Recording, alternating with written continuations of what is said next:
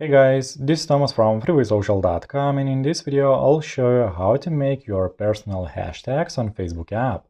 Would you like to make personal hashtags on Facebook app? Actually, it is very easy to do. Just follow these steps and you'll learn how to do it. Open Facebook app on your phone and make sure to log into your Facebook profile. Click on What's on Your Mind tab at the top to create a new post.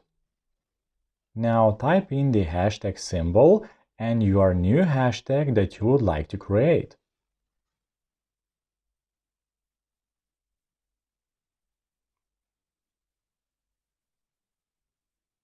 After you're done editing your post, click on Post at the top right corner. Now tap on Search icon at the top right and search for your new hashtag. As you can see, your new hashtag has been created and you can find it in search results. That's how it's done. I hope this guide was helpful and you are able to make your personal hashtags on Facebook app. Don't forget to like this video and visit us at freewaysocial.com.